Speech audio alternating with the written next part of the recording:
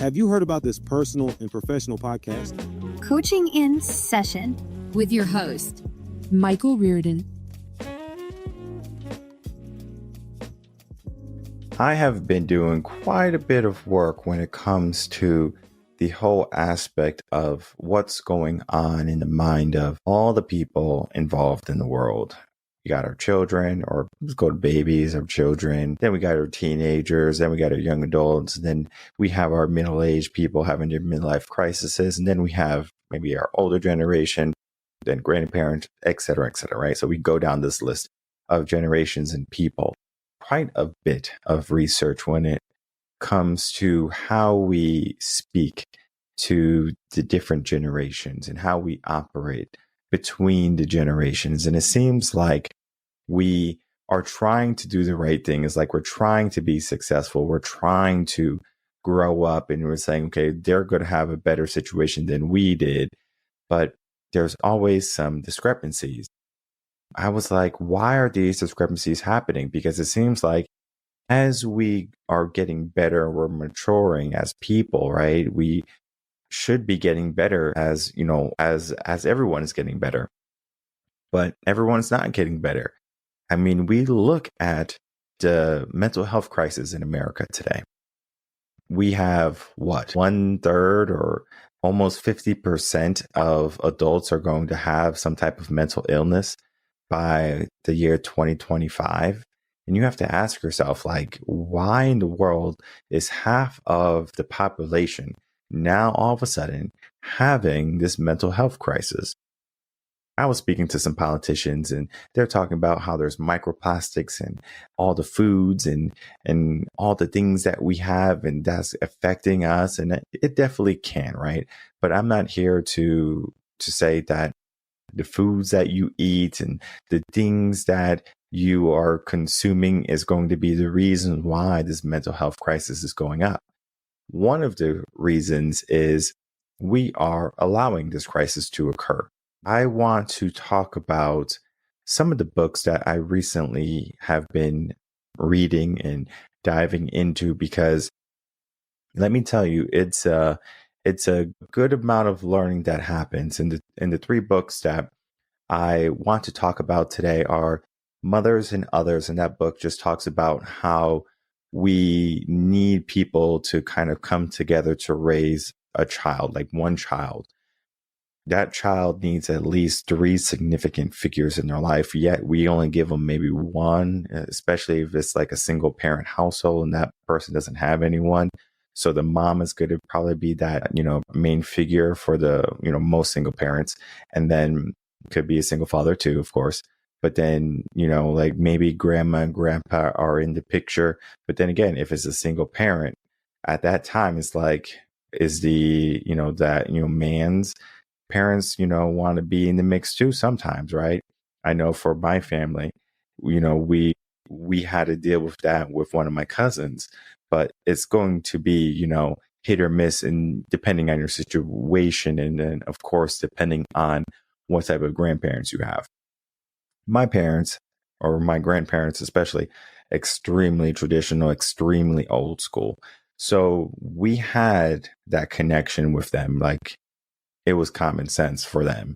They're like, I'm going to get to know my grandbabies, and there's nothing that's going to stop us. But we also had to deal with those old school tactics. You know, if we weren't behaving, we got a whooping. And hey, sometimes we needed them, right? Because if we're acting up, and, you know, many adults will say the reason why kids are acting this way is because they didn't get whooped enough. And there is some, you know, truth behind that. But then maybe those whippings can cause some trauma later on, right? And there's just a whole psychology about, you know, I'm not saying that you cannot discipline your children. It's just that it depends on how you discipline your children, because some can leave a scar and some can leave an appreciation that you were there to be that strict guardian figure. The next book is going to be The Price of Privilege. And this is the book that's going to get into, you know, that whole aspect of, I'm not going to hit my kids. I'm going to give my kids a life that I never had. And I'm going to give them all the materialistic things that they want, and without as much struggles and challenges that I had to face. But these parents and these families that have all this money, it seems like, and they're giving their kids the best schools and the best gear and the best therapists and the best life coaches, believe it or not, they're turning out disconnected and unhappy. Why in the world are these kids coming from affluent families coming out with all of these issues, feeling empty and anxious and stressed? Well, there is one of the main reasons, and that is going to be parental, what do you want to call it? Like they want their kid to do good. So like that parent is giving them the burden of achievement. As a parent, myself, I mean, my kid does not need an A. He does not need a B. To be honest, I don't even care if he gets a C, because the things that the school is going to be teaching him is going to be one thing, right? Of course, he's going to learn how to read, write, and do all of those things. But I don't care how he does on the test, because I need to know if he can go and do what the real world requires him. Can he balance a checkbook? Can he plan, make a grocery list? Can he cook food for himself? Can he, survive in the wilderness? I'm not saying that, he's going to be living in the forest or anything, but it's just the aspect of what do we need? Because if we think about algebra as just the example, right? When's the last time you used algebra? Like, honestly, like when's the last time you said, all right, I have 3x plus I need to figure out what x and y are. When's the last time you did that? Right? Probably in school. All right. I know they have this whole new math thing where they separate the ones and the tens and the hundreds. And I even had a teacher show me when I was still teaching. She's like, it makes sense. It makes sense that they're doing math this way. But then at the same time, I'm going to give my kid, a sheet of multiplication and a sheet of division, and they're going to learn from 1 to 12, all of them. So like the ones and all the way to the 12s. From there, that's just their practice to be able to do that. Then, of course, we got to work on our spelling. We got to work on our writing. All of these things that are necessary to get a good grade in school. It's just that we don't need to test it. We need to be able to see that they're able to do it. But then again, the burden of achievement is, as a parent, if my kid does not get it, two things are going to happen. I'm going to berate them, belittle them. I'm going to call them words or names. I'm going to say, you're lazy. You are insufficient. You are a dummy. You're stupid. I mean, I can say these words and it has severe impact on their mentality. And that's a childhood trauma. It's almost like if you're at a restaurant and the kid spills a glass of milk or water or juice or something, your first reaction is, I'm going to yell at them, right? But let me tell you something about that. You look at their face. They're already embarrassed that they spilt it, number one, and they're already afraid because they already know they messed up and they know that you're going to discipline them. Now, they're paying attention at that moment. It's like almost like a deer in headlight type of thing, where that deer is paying attention. Like, oh my God, I'm like in a trance. Whatever you say and whatever you do is something that they're going to remember for an extremely long time in their life, maybe forever. So if you give them a negative stimulus, guess what? That negative stimulus is going to be there for quite some time. So you're better off saying, not a problem. It's only a drink. We can fix that, right? But what did you learn from this? Do you think it's a good idea to be playing at the table when we have drinks and people are eating? When we're at a restaurant, there's other people around. Do you think that's a good idea? Or should we maybe take our play outside after eating, right? After eating, right? That is a better way to approach that. But again, the burden of achievement is also going to be the price of privilege, like the price of privilege, because they're going to want everything to be perfect. Don't do that. Don't say that. So everything has to be perfect, it seems like. And if it's not, it's a problem. So these kids who are struggling with fear and anxiety and all this stuff is because they have this burden on them. Now they are struggling to meet their parents' standards, but at some time they're going to run away and they're going to look for their own identity. Now, that's just one of the things. We're going to get into some of the other ones. Then we had a wonderful guest come on, Leroy. I don't know if you guys remember him. He was my guest last week, Friday.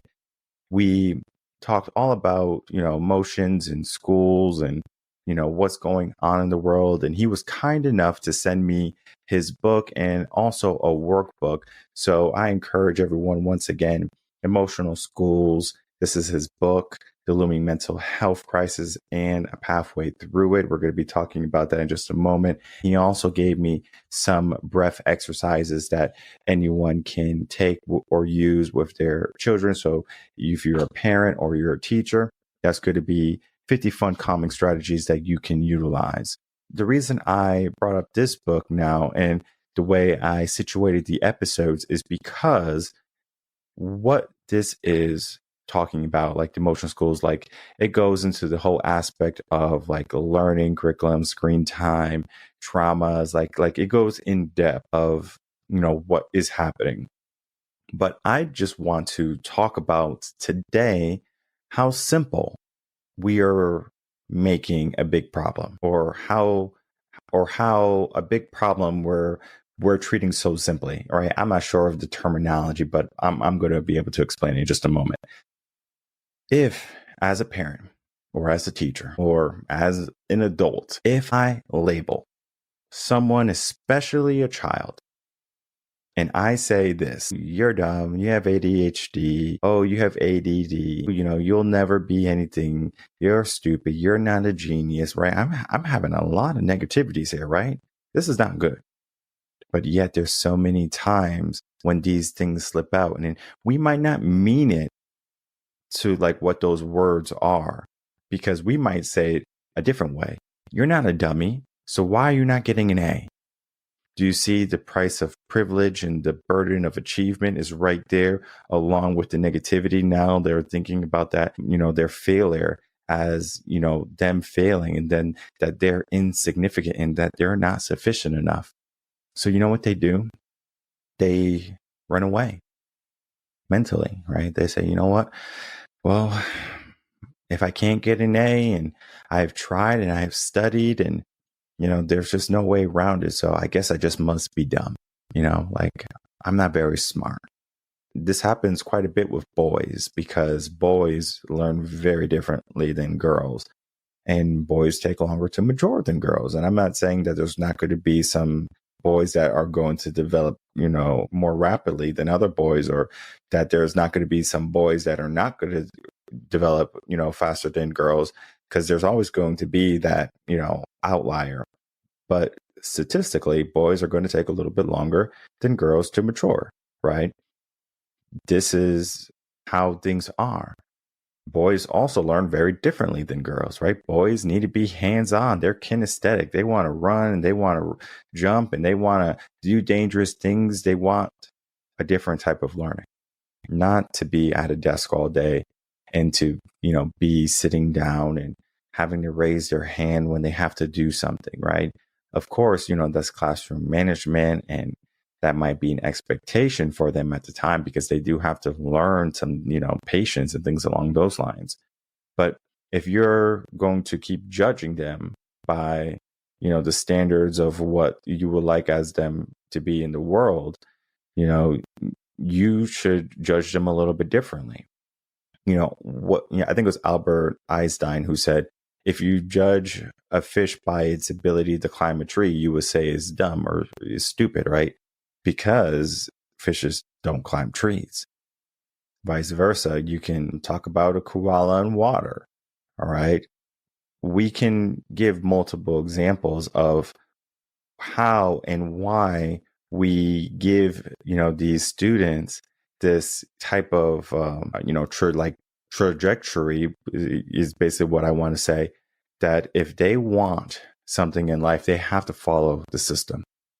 But yet the system is rigged against them because the system does not promote independence, self-learning, confidence within oneself.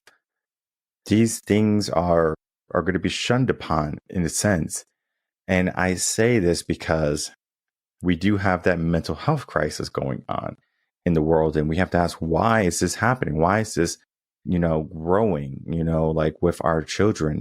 And the 3 books I gave goes so much more into detail to all the little problems. And these little problems, again, it's like, like water droplets, and they eventually add up to that rain cloud, and that rain cloud gets heavy. And then guess what? Now it's raining. Guess what? All the little things that we were doing and how we were raising our kids and how our kids are disconnected and how our kids are emotional and we're not going after their emotional needs. And now they have all of these traumas. All of these things are just that little drop, drop, drop, drop, drop. And now we have a rainstorm of problems. Well, one of the biggest things is we are touting if they are not within our standard to what we would like them to be. We are so quick to label, especially boys, like I said. If a boy can't sit down and be calm and, be patient, we say, oh, that child has ADHD, that child has ADD. So if we're going to constantly give, these young children, these titles or these stigmas, they're going to be holding on to them for quite some time. One of the things that many of these young boys are going to be thinking is that, I'm not good enough. I can't do this. And so we wonder why, many teachers get fed up with these young boys and girls because they're not going to put any initiative toward their learning and toward, their success, because they're going to say at some point, well, my teacher said I can't do it, so I must not be able to do it. My dad said I was dumb, so I guess I'm dumb. My mom told me I have ADHD, so I have ADHD. Or they have, like any other mental illness where they have to do something. And it's just being touted, it's being promoted. And I always find it funny because I work with some affluent clients and they have children with millions of dollars in their, in their trust fund. I just think when I'm with them and I'm just seeing how they operate, I can see the traumas and everything happening in slow motion. I'm like, don't you see this in my head? Because again, there's certain things I do with my clients and there's certain things I don't do with my clients because I'm not there to teach them how to parent. Now, if they hire me to teach them how to parent, that's a different story.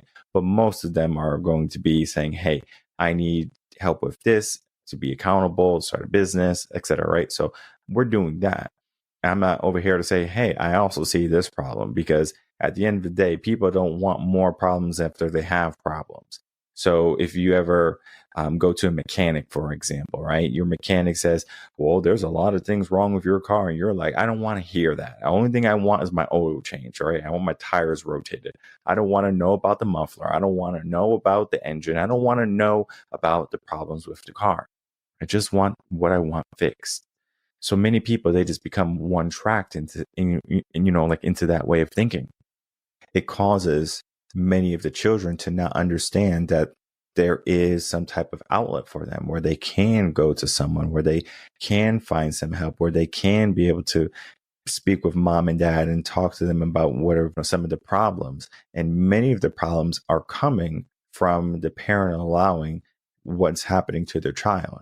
If you put them in a school and the school labels that child as someone who has some type of behavioral issue, some type of learning disability, and I'm not saying that they might not, but there's a good possibility that if you go to a teacher who truly is passionate about what they're doing and that they can see the potential in that child, automatically, it seems like magically there's nothing wrong with that child.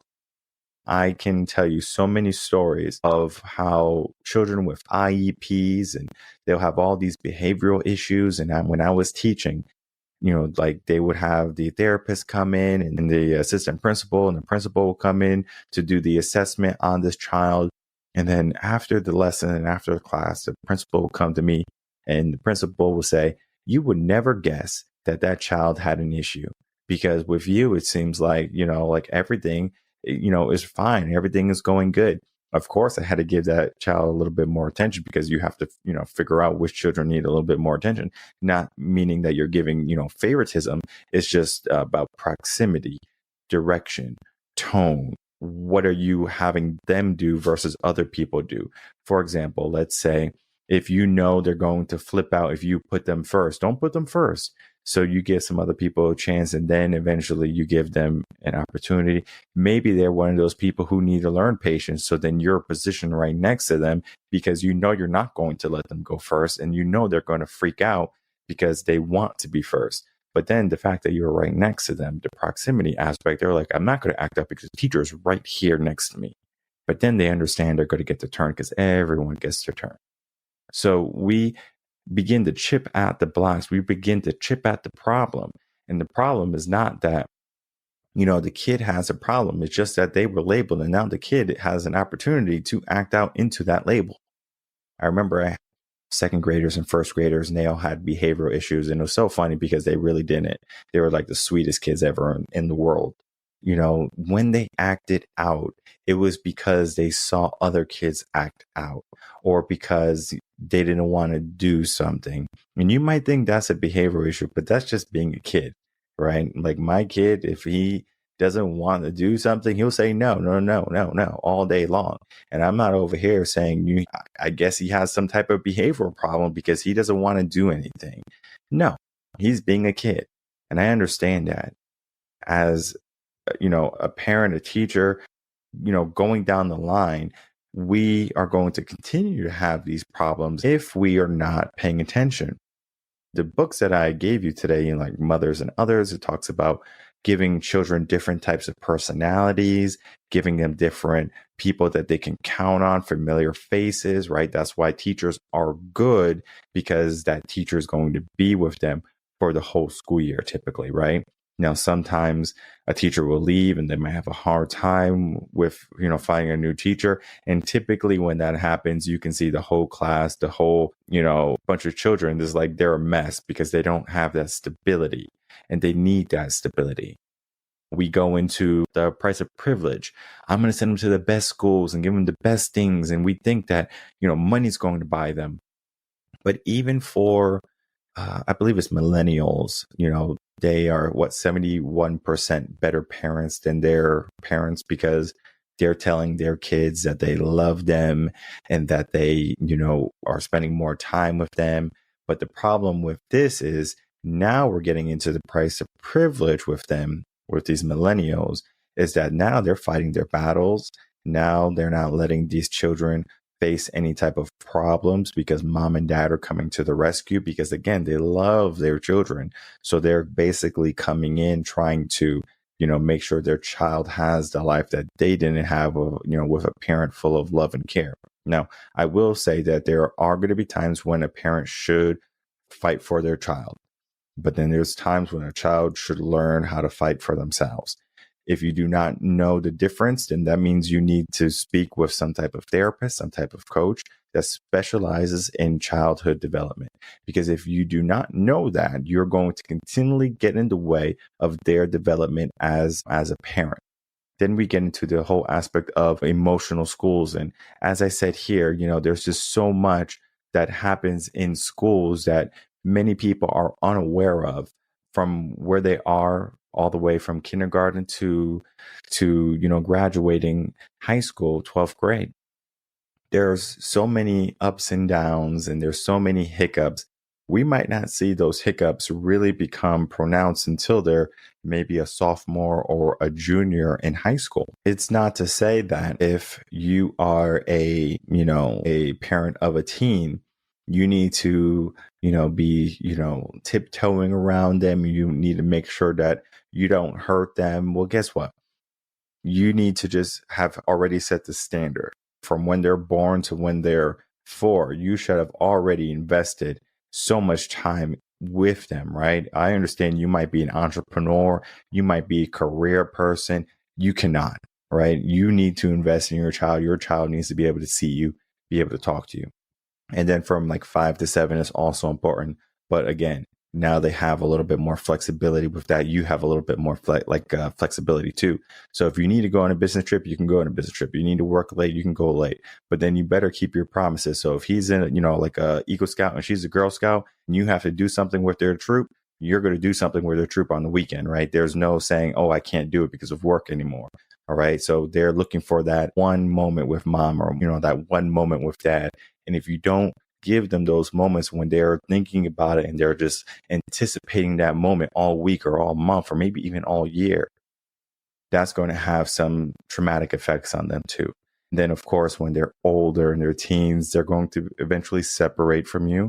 And then that's when you have to understand as a parent, understand, the psychology of of their development. And you should have already done to work that will allow them to come to you when they have a problem, versus if they do have a problem, they just kind of go to their peers or they ask for, someone else for some advice, but yet they don't even have good advice, or they go to Google and they get bad advice. So, there's a whole plethora of problems.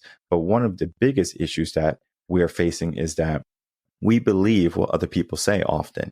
So if someone says you're dumb or you're stupid, or you have some type of mental health crisis or problem and you need to be in some type of institution or you need special ed, we are so quick to say, oh my God, I want to give them the best care. Oh my God, I want to make sure that they're taken care of. If you do that long enough, or if you do it at the right moments in their development, that becomes their identity. Many of these children growing up today, their identity is that they're mentally unstable, they're mentally ill, they're stressed, they're anxious, they don't know who they are. With this, we have so many problems, with the next generation that are already there. I say this on some episodes, not every episode, of course, but I understand good and well that I'm going to have work for the rest of my life, at least, unless we do something about this crisis. Because if we're not doing anything about this crisis, my office is going to stay full. You go to any childhood psychologist, they have no availability.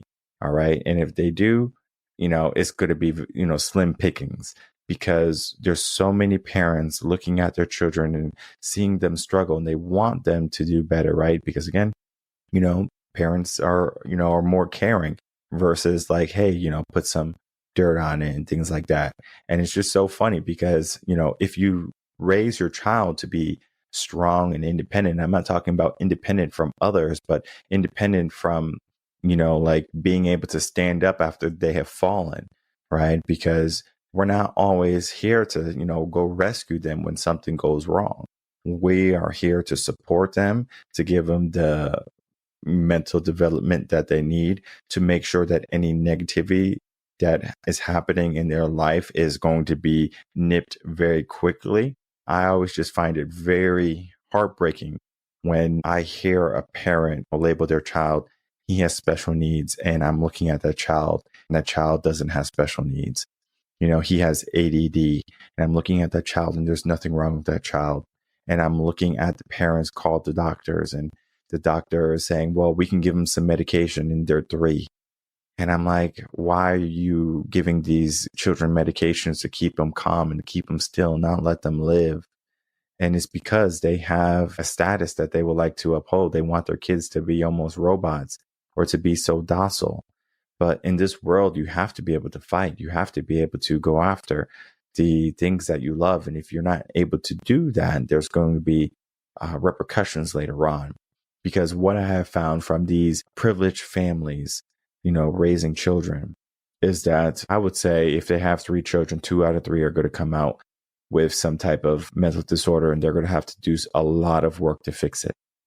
Of course, you can give them the support systems to mitigate some of that, but you just need to know how to be a parent in those situations. So what should you do? Should you not buy them the toys? Should you not take them to Disney World? Should you not let teachers label them and give them medications for calming down? You have to use some common sense.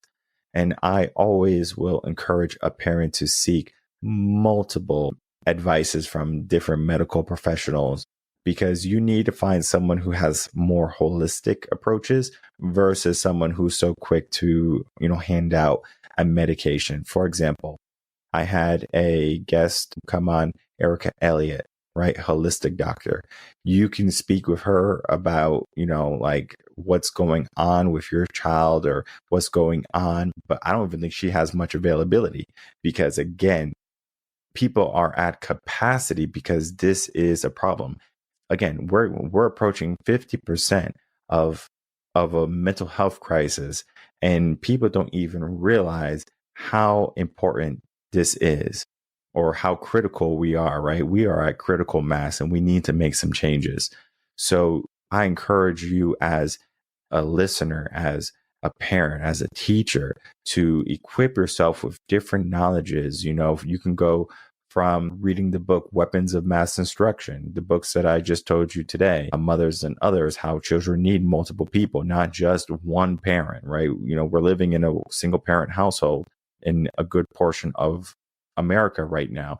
We need multiple people. We need we need grandparents involved. We need coaches and mentors involved. We need good people involved in raising children. It takes a tribe. It takes a village.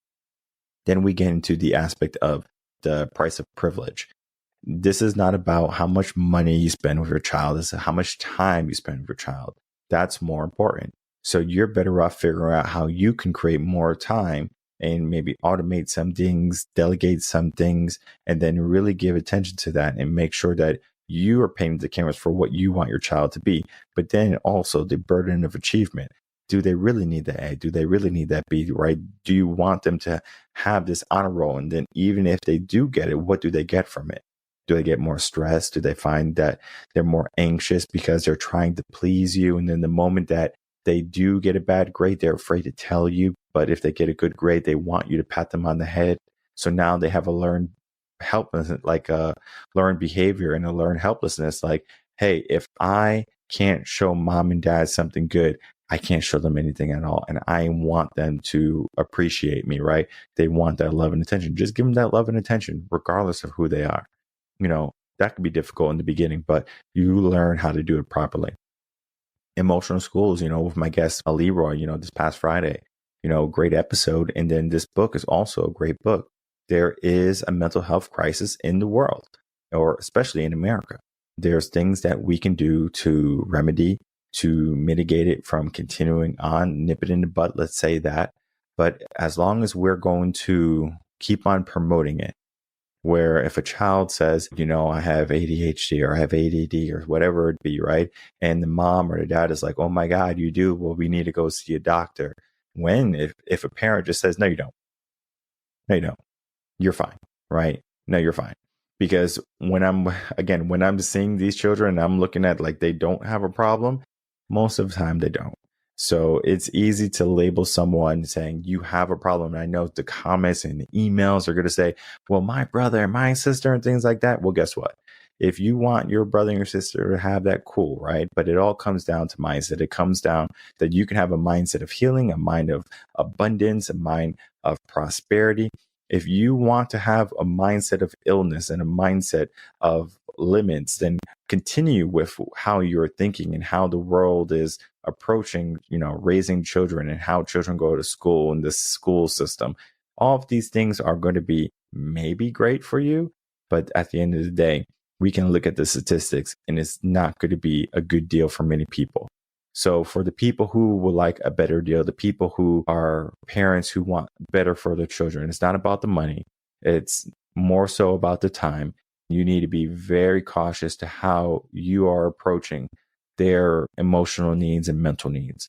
Not saying that you need to spoil them and give them everything. You just need to be able to differentiate between the things that are going to lift them up and tear them down. So if you can stop the things that are going to tear them down and the things that are going to turn them into broken adults later on, that's going to be better. Because I always say one thing, it is easier to make sure a child is not broken than to fix a broken adult later on. And the only thing you have to do is not break them, to not let anyone else break them. Now, of course, they're going to have challenges. They're going to have losses. They're going to have failures in life. And that is a part of life. They have to go through that. But then at the same time, we are giving them those good experiences. Those are good experiences, right? We're not giving them participation trophies if they lose. We are going to make it black and white. There's going to be winners in life and there's going to be losers in life. If you are going to assert yourself to be a winner, there's going to be things that are going to be involved that you must do. Even if you do those things, it doesn't necessarily mean you're going to win all the time. If you get up all the time, that could be a victory in itself. So get your mind right, get your living situation right, in the sense of we live for always the moment, always for betterment, always for an opportunity to be better than where we are today. If you are struggling with that, reach out to us here at Reven Concepts. We'll be more than happy to look at your situation and to see how we can make things better.